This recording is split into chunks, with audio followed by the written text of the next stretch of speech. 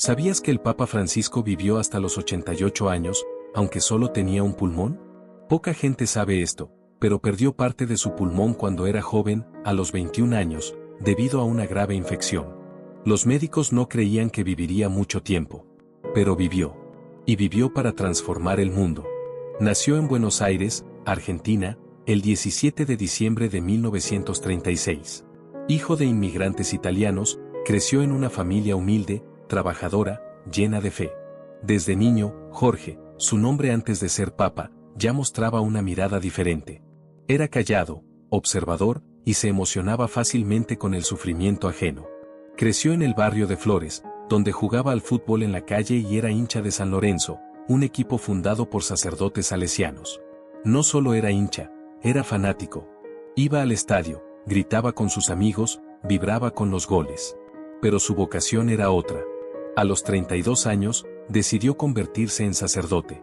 Y, a diferencia de muchos en la jerarquía, él viajaba en subte, tomaba el colectivo y le gustaba visitar los barrios más pobres de Buenos Aires. Era un sacerdote que escuchaba, que se sentaba en la vereda y conversaba con quienes nadie más quería escuchar. Por eso fue ganándose el cariño del pueblo, hasta convertirse en arzobispo de la ciudad. Pero no todo en su vida fue luz. Durante la dictadura argentina, en los años 70, fue criticado por algunos por no hablar con más firmeza contra los militares. Decían que se cayó, que no protegió lo suficiente. Él siempre negó esto. Dijo que intentó ayudar como pudo, en silencio. Era una carga que llevaba en el pecho, de esas que solo Dios sabe cuánto pesan. En 2013, el mundo conoció a Jorge como nunca antes. Apareció en el balcón del Vaticano y dijo: «Hermanos y hermanas, buenas noches». Acababa de ser elegido papa, el primero de América Latina, el primero jesuita, el primero en adoptar el nombre Francisco, inspirado en San Francisco de Asís, el santo de los pobres y la paz. Y él vivió ese nombre. Lavó los pies de prisioneros, abrazó a refugiados, enfrentó la resistencia de muchos dentro de la misma iglesia. Aceptó a los homosexuales, bendijo a parejas del mismo sexo y dijo que todos, somos hijos de Dios. Y aunque algunos se opusieron, nunca quiso cambiar la doctrina sin escuchar. Tenía firmeza, pero con ternura. Una de las obras más hermosas que dejó fue el Año Santo de la Misericordia, en 2016. Convocó al mundo entero a abrir el corazón, a perdonar, a comenzar de nuevo. Millones volvieron a la fe, a los sacramentos, al abrazo de la iglesia, gracias a ese gesto. Pero con el tiempo, el cuerpo comenzó a cansarse.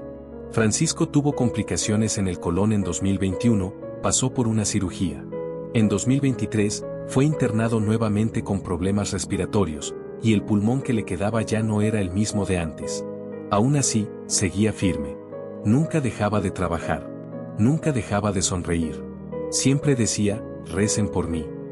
Y el mundo rezaba.